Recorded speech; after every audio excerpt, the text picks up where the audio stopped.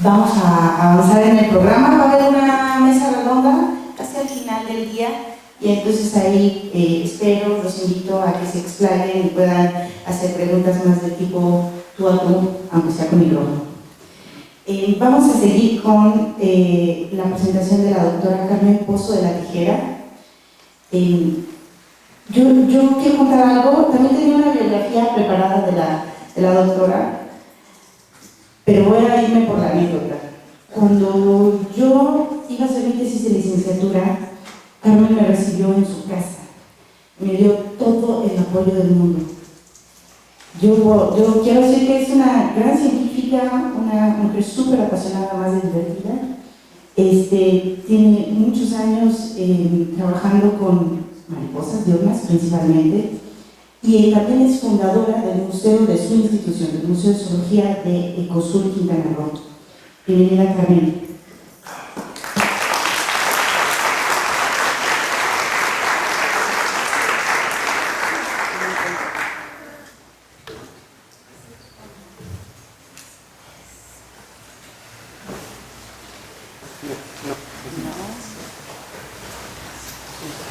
¿La perdí? Sí.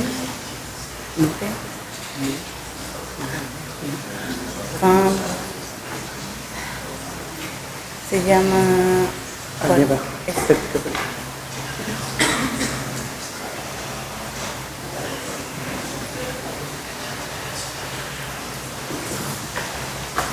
Gracias. Buenos días. Me da mucho gusto estar aquí. La UNAM es mi alma mater. Estudié la licenciatura, la maestría y el doctorado aquí. Y cuando me invitaron, pues me cayó el 20, 40 años, ¿no? Son muchos, pero aquí estamos. Y pues yo les quiero platicar un poco acerca del museo y de su manera de explayarse, no nada más a lo que es el ámbito de la Universidad Nacional, sino más allá. Sus fronteras han llegado hasta lugares como la península de Yucatán. Entonces voy a platicar un poquito de los aprendizajes que tuve, las colaboraciones que no hablo en pasado, algunas enseñanzas y experiencias. El contenido de mi plática va a ser un poquito al principio ver cómo yo veo el museo o cómo me relacioné con el museo y cómo empecé con él, y pues ahí veremos un poquito de historia del museo.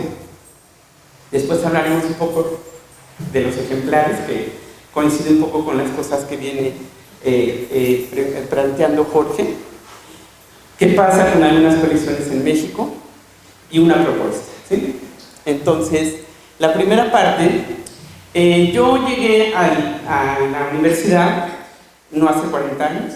Yo llegué en el 76 como oyente a la Facultad de Ciencias, al edificio antiguo, con su Prometeo allá. Y pues llegué de oyente, no estaba todavía ni había hecho el examen para entrar, pero me interesaba y llegué ahí a meterme a unas clases y ver qué podía aprender. En el 77 entré ya inscribiéndome, pero en ese inter Jorge me invitó al campo a colectar a Teocelo, un lugar maravilloso. Yo llegué a la facultad, como muchos de nosotros, producto de Jacques Cousteau, pensando en el mar, y pues conocí a las mariposas, ¿no? Y entonces me enamoré y Jorge me agarró como voluntaria esclava. Entonces de ahí yo pertenezco al museo en toda esta trayectoria como voluntaria. Voluntaria porque nunca he trabajado para él, remunerada porque sí he trabajado para él. Y entonces me tocó el cambio de facultad. Entonces llegamos aquí y pues en el 78 se inauguró el museo. Desde que llegué, pues Jorge me puso a montar cajas, a forrar cajas de mariposa, me enseñó a montar ejemplares, a hacer etiquetas, y en todos mis ratos libres estaba yo dentro del museo. Tenía llave del museo, entraba y salía, pero pues siempre con tareas de Jorge, con un rigor muy especial de lo que se tiene que hacer dentro del museo. Y en eso les voy a decir una anécdota. Estaba yo pues tomando clases, tenía un examen, llegué 6 de la mañana porque tenía el examen a las 7 y pues para comentar cosas con compañeros de si entendimos o no. Llegué a la facultad, estaban cerrados los salones y hacía un frío tremendo. Yo traía llaves del museo y entonces con una amiga pues me metí al museo, me senté y nos pusimos a estudiar mientras había en la puerta del salón. Y en eso llegó Jorge y me preguntó: ¿qué haces? Estudiando, tengo examen. Este no es un lugar para estudiar, vete a la biblioteca. ¿Sí? Así eran las cosas de ese rigor dentro del museo. En el museo se tenían que hacer muchas tareas y lo agradezco porque aprendí mucho de ellos, ¿sí? Entonces en el museo pues la verdad es que los planes iniciales era tener unas áreas mejores aquí en la facultad, no se cumplieron y entonces pues se tuvieron que acomodar como podíamos en unos espacios muy pequeños donde estábamos todos trabajando, lo cual sirvió mucho porque ahí conocí a mucha gente y me relacioné con mucha gente. Entonces, en el periodo del 82 al 85 empezaron a haber recursos para que el museo pudiera tener ciertas contrataciones. Yo en ese periodo me ausenté un poco del museo, salí un poco de México y además trabajaba en otro lado y pues venía a ratos de repente. Pero en el 84 yo tenía relación siempre y me interesaba regresar y seguía saliendo al campo con Jorge, seguía montando mariposas y Jorge empezó con esa idea de hacer algunos catálogos ilustrados y me dijo: a ver, tú dibujas un poco, ponte a dibujar, y empecé a hacer algunas ilustraciones, estas son algunas de ellas, y seguí relacionándome con el museo. Pero en el 87 decidí estudiar la maestría. Entonces estudio la maestría, pues obviamente con Jorge como tutor, y ahí conozco, y mis compañeros de mi maestría, pues era Adolfo, que empezaba a gustarle las aves, estaba Armando con las mariposas y Livia con los mamíferos.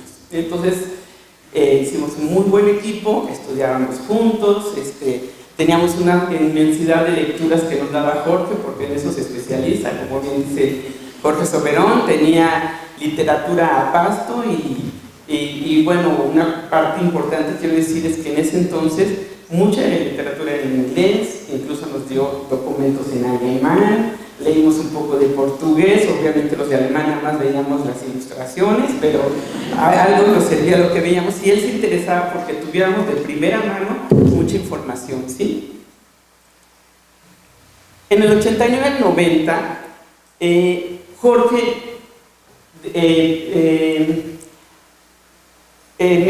siempre empujó a nosotros a hacer algo más allá de lo que estábamos haciendo de estudiar nuestra maestría, algo así, y me invita a dar clases en un curso de biogeografía en el posgrado de la Facultad de Ciencias, y doy 2 años clases en ese curso acompañando a Oscar y en unas clases a Jorge, ¿sí? Entonces ahí también con Oscar me relaciono y entonces ya tenía amigos mastozólogos, tenía amigos herpetólogos, tenía amigos ornitólogos y obviamente los que se dedicaban a mariposas.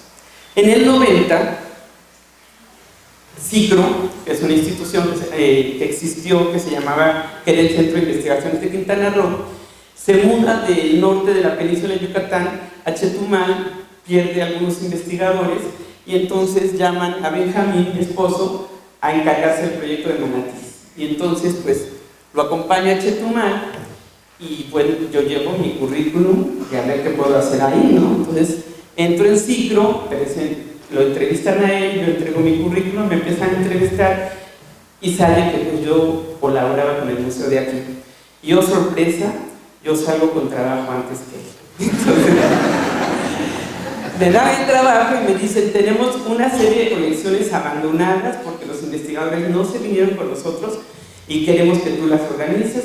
Y empiezo a hacer el museo, por eso soy fundador en el 90 del Museo de Zoología, que ahora es Ecosur. Y pues bueno, empecé a organizar lo que ya estaba, empecé a trabajar con peces, a acomodarlos bien, a hacer lo que Jorge nos enseñó, catálogos escritos con lo que venían las etiquetas, etc. Pero pues había una pequeña colección también mastozoológica que había dejado Daniel Navarro, el doctor Daniel Navarro.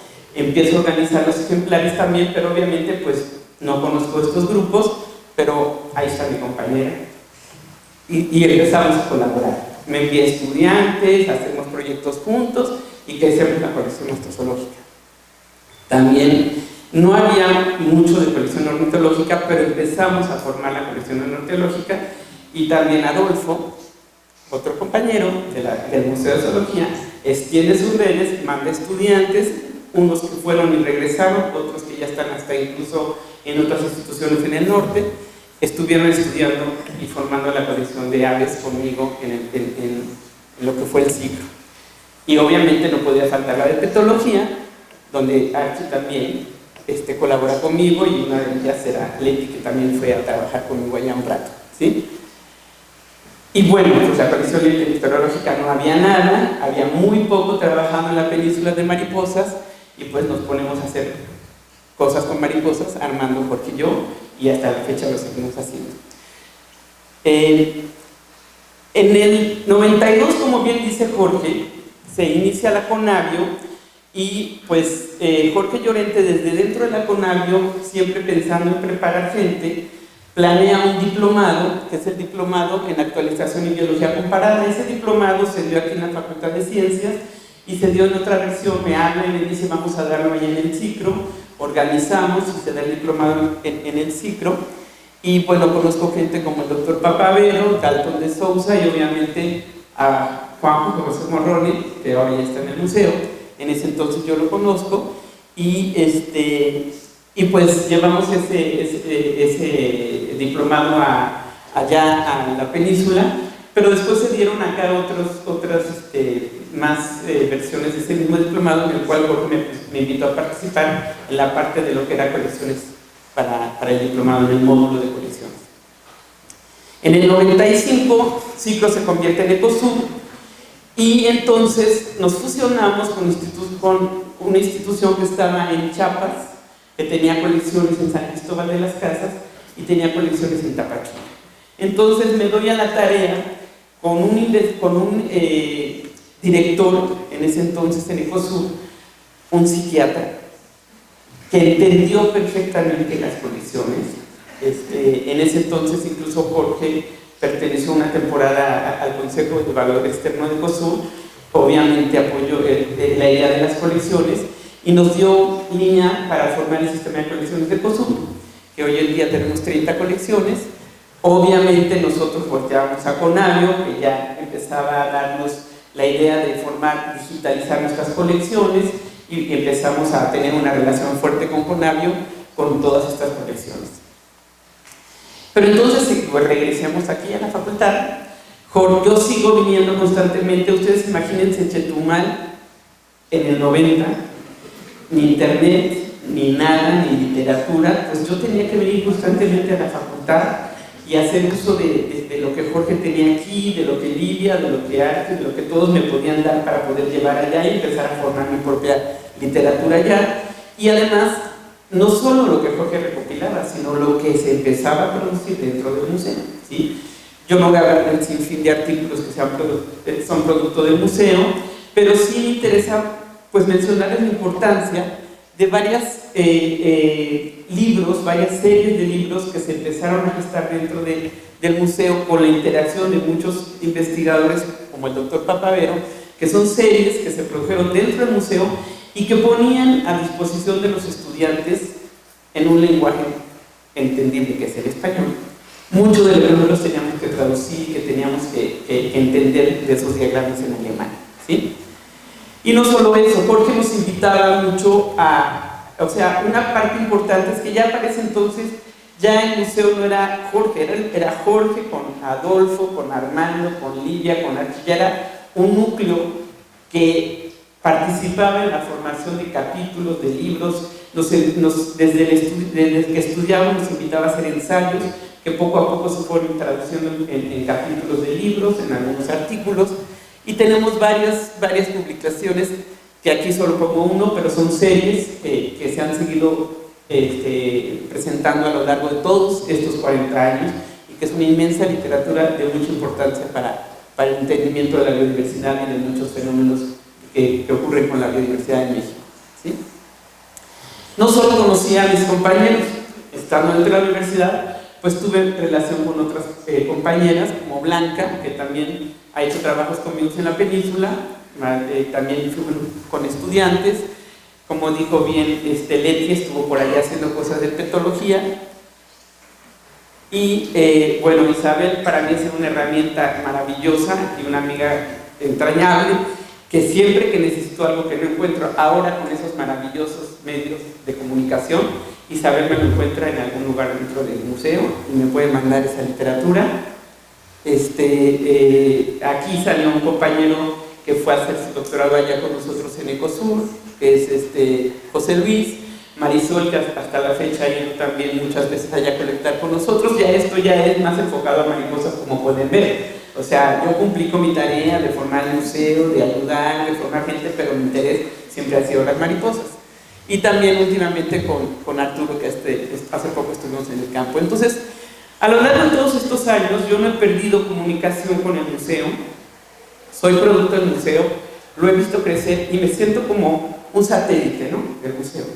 Y para mí es importante, por lo que aquí se ha gestado, se ha llevado el ejemplo mío en la península de Yucatán, pero hay otros muchos compañeros que están en Tepic, que están en Veracruz, en otras zonas, y lo han derramado hasta allá, ¿sí? Bueno, también estando en Ecosur, digo, mi interacción es muy constante y actualizada. El año pasado o antepasado, ya no me acuerdo, organizamos un curso ahí en Ecosur de biografía evolutiva, y pues obviamente quien nos hizo el favor de ir hasta allá pues fue Juan José Morrone. Entonces es una liga constante y es una interacción pues muy interesante de tenerla viva durante estos 40 años. Entonces, como ven, en resumen, tenemos estudiantes en común, proyectos en común vivos, proyectos que a veces son financiados dentro de Ecosur para mí y participan los del museo, o proyectos que el museo ha tenido en los que me invitan a participar. Hemos participado en cursos juntos, libros y en artículos, y espero seguirlo haciendo, pues no creo otros 40 años, pero otros más, ¿sí? Y por ejemplo, les digo, desde el 77, que fue mi primera salida al campo, he seguido saliendo al campo con gente del museo. Esta es mi última salida, que fue este año, en marzo. Fuimos a una localidad en San Cristóbal de las Casas, el doctor M, con quien estuve 2 años en Florida. El doctor M le había colectado una localidad cerca de San Cristóbal de las Casas en su primera salida de campo, en 59 fue, ¿verdad, hermano? En 59. En 59 había colectado había acompañado a un ornitólogo, él como estudiante, y empezaba a colectar mariposas en México, y se colecta en esa localidad, se colecta un ejemplar que hoy en día se dieron cuenta que era otra especie, había pocos ejemplares, y él quiso regresar a ver si podía encontrar más de esta población.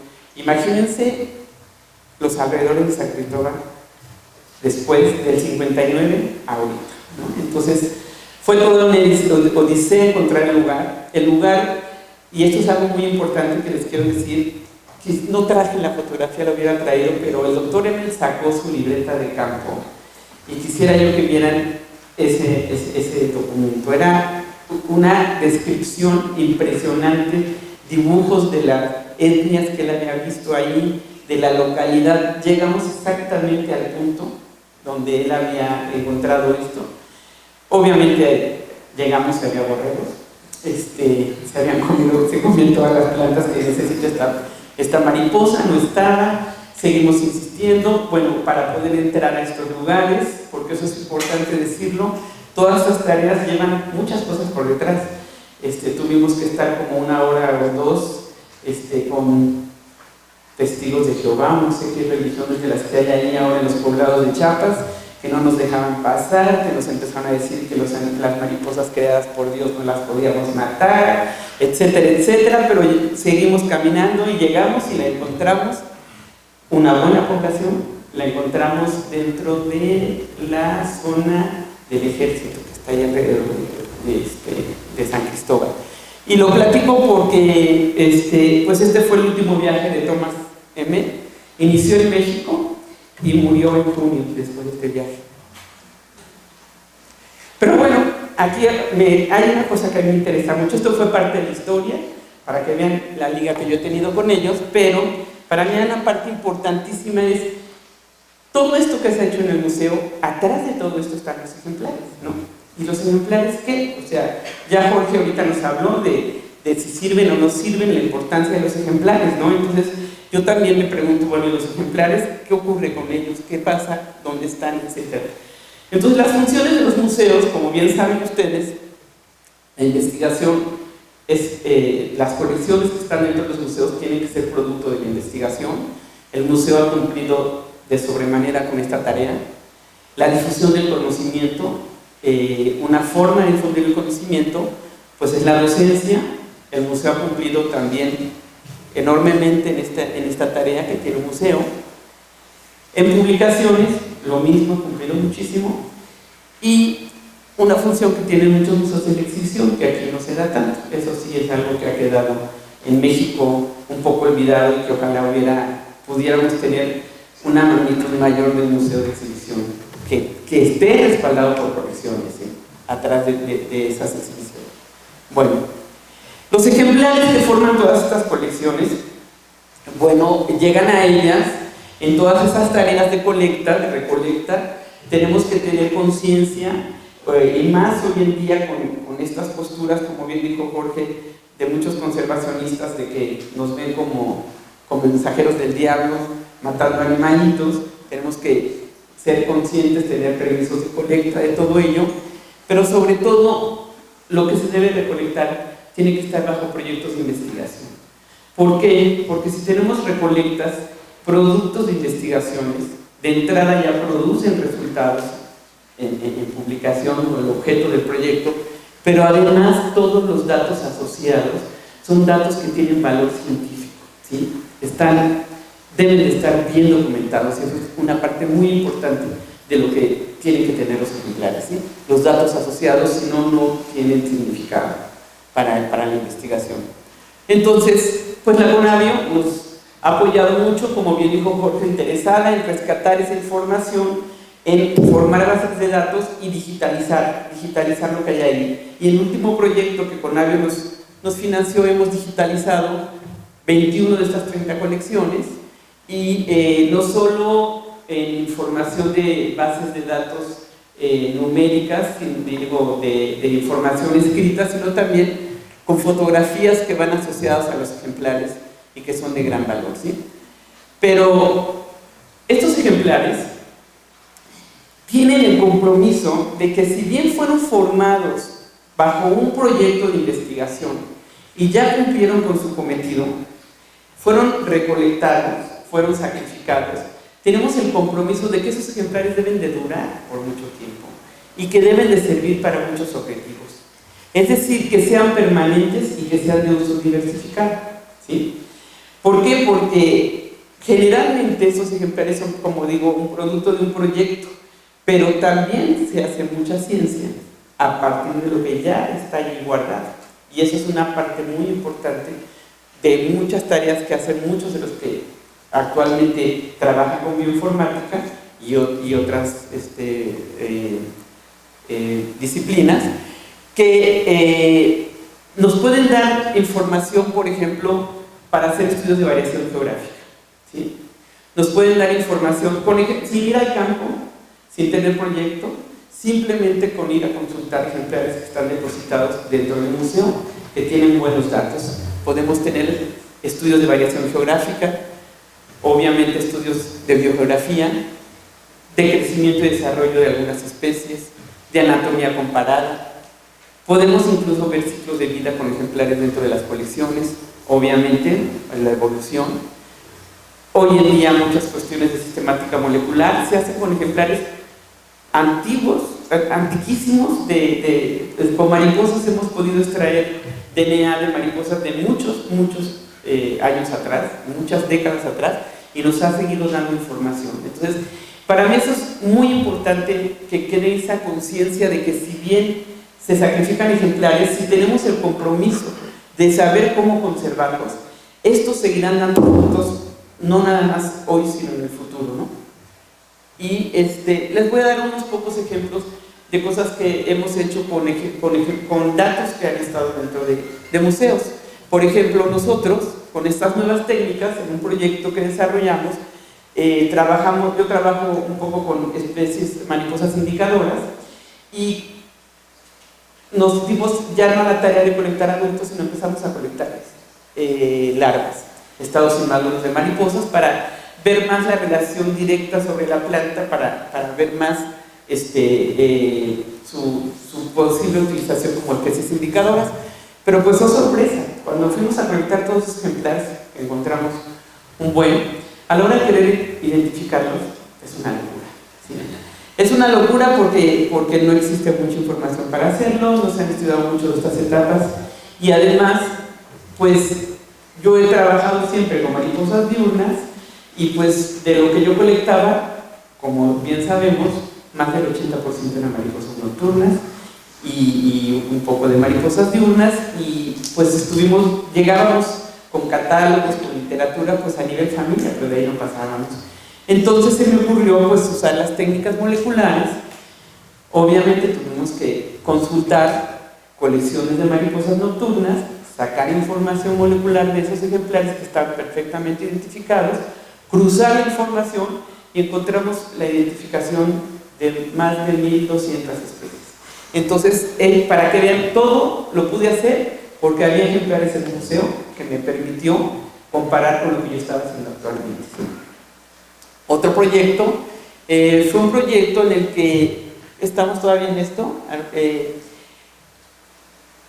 Adelpha malea fundani es una especie que en las colecciones en México no la teníamos.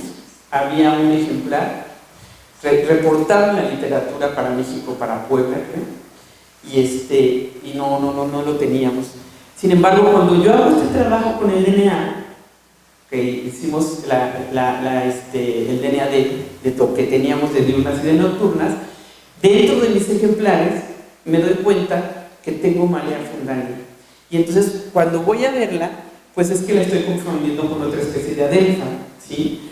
Por características muy sutiles. Aquí tengo las dos especies, malea fundani y barnesia, y es muy sutil la diferencia que la pudimos detectar porque por esta mancha naranja no pasa de una vena en todas estas, y en esta sí lo ven, hacia grandes rasgos. Entonces yo llego con Armando y le digo: Armando, préstame tus Adelphas malea que tienes en la colección. No tengo. Le digo: si tienes. No tengo. Te apuesto una cena que si tienes malea fundani en tu colección. Sácame las cajas de barnesia, saca las cajas de barnesia, las empezamos a ver, y obviamente había malea fundani.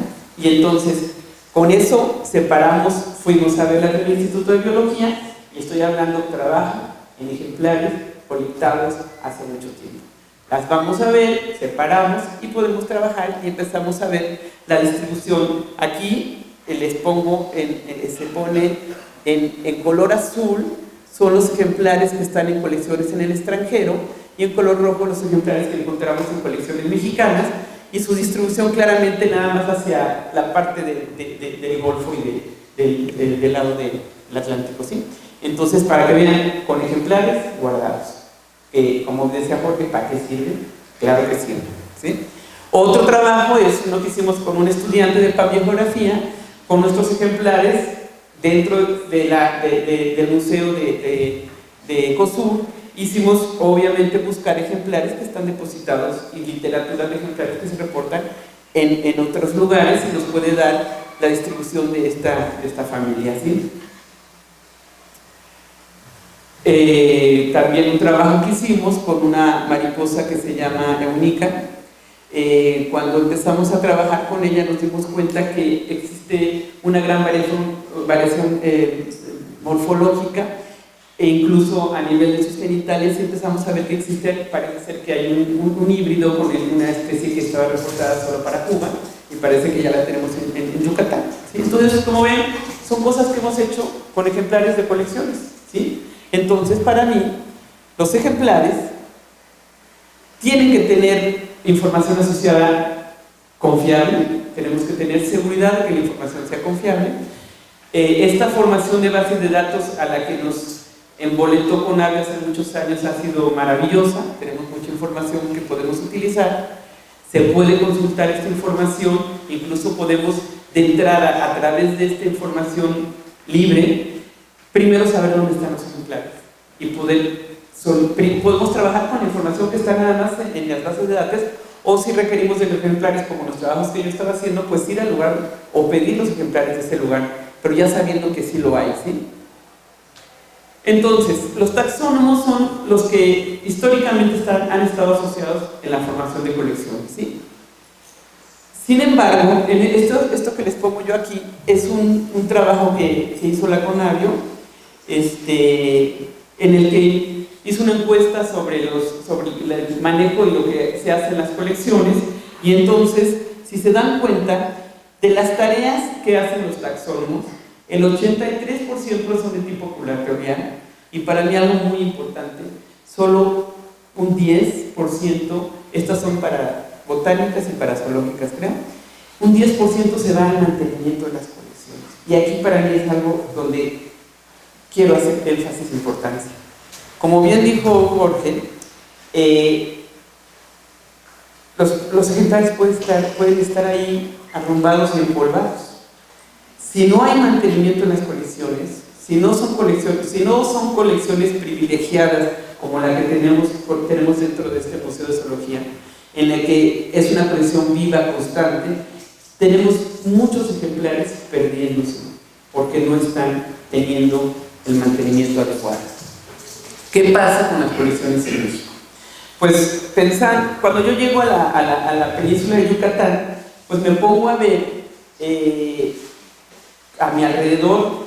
Sí tengo ligas con mis amigos y mis cuates de la Facultad de Ciencia y del Museo de Zoología, pero pues hay que ver quién está trabajando en la península de Yucatán, qué hay, qué puedo partir de lo mismo que hay ahí, y me empiezo a buscar y preguntar quién trabaja con ejemplares o con colecciones en la península y demás, y me encuentro con colecciones en pequeños tecnológicos, con colecciones en centros de INIFAP que están ahí cerca, en Bacalar, con colecciones en universidades regionales, etc. Y unido a lo que publica la Conavio sobre colecciones biológicas en este libro que ya fue hace algunos años, pero recientemente en estos volúmenes del Capital Natural de México con muy buena información, con datos del registro de colecciones, que también tengo muy buena relación con los colegas de la Dirección General de Vida Silvestre de Magnat, y buscando estos archivos, estos recorridos que yo hice, pues encuentro alrededor de 625 colecciones en México, de las cuales la realidad de cada una de ellas es muy distinta, ¿sí? Muchas de ellas han sido rescatadas en información, se ha formado personal, etcétera, y se están manteniendo bien, pero otras muchas, pues no. Muchas de ellas, como una colección que no me acuerdo si la fuimos a ver, Adolfo, la de Bacalar, es una colección que tiene ejemplares de aves, que son ejemplares de aves colectados en Quintana Roo, en el sur de Quintana Roo, desde el 60 y algo. Tiene ejemplares que no están en otras colecciones y que sí están empolvados. Están ahí empolvados. Yo cuando fui, los vi, les ayudamos a desempolvarlos, los traté de convencer, no los convencí, de que los depositaran en la colección en ese entonces del ciclo del museo, que iban a ser de ellos, que iban a estar apartadas, que era un resguardo, pero que no las tuvieran ahí. No, el director me dijo, son nuestras, como las frases que puso Jorge, son nuestro tesoro, lo usan para las ferias ganaderas, llevan los ejemplares para que los vean, con datos y todo, y no, le vamos a poner a alguien que los cuide.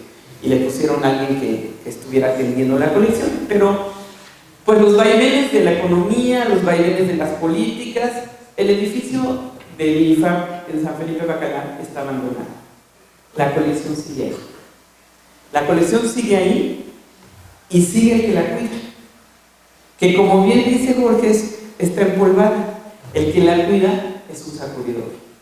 Lo único que hace es sacudir los ejemplares y se acaba.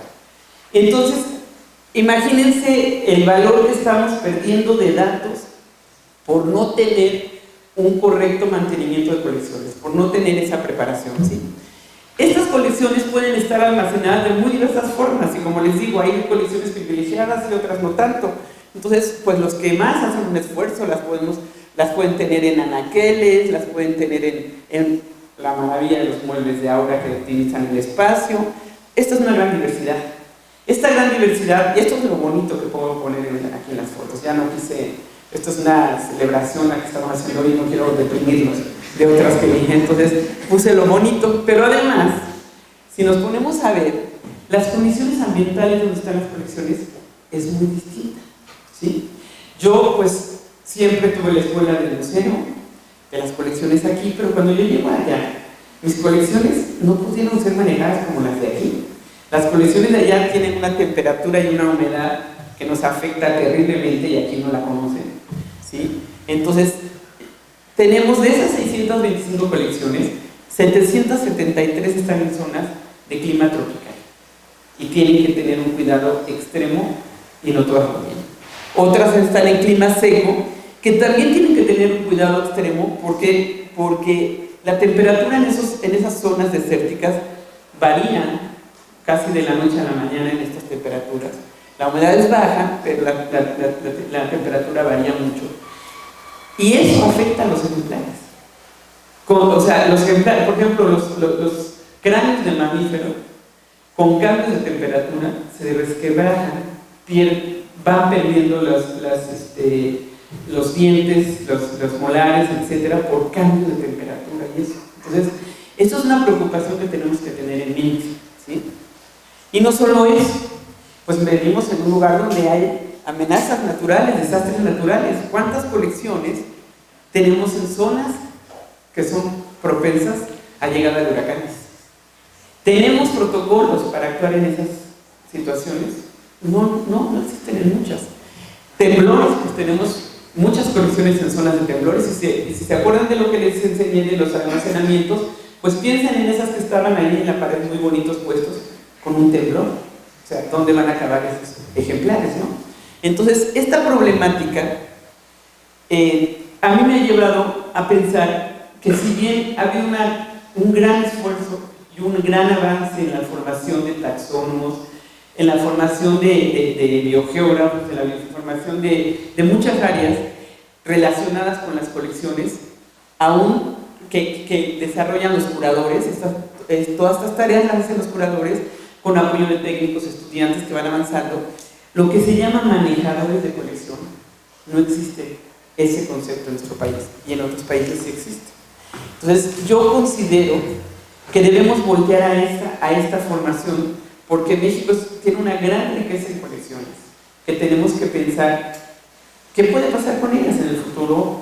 Los vaivenes, hay colecciones excelentes con taxónomos excelentes que solo ellos las atienden y ustedes saben de muchas que se han perdido cuando desaparece el curador de una colección. Entonces habrá que pensar en esta formación de personal. Y cuando yo estaba en esa situación de qué hago con los ejemplares aquí en el trópico, pues empecé a buscar literatura para solucionar los problemas en los que me enfrentaba en ese momento.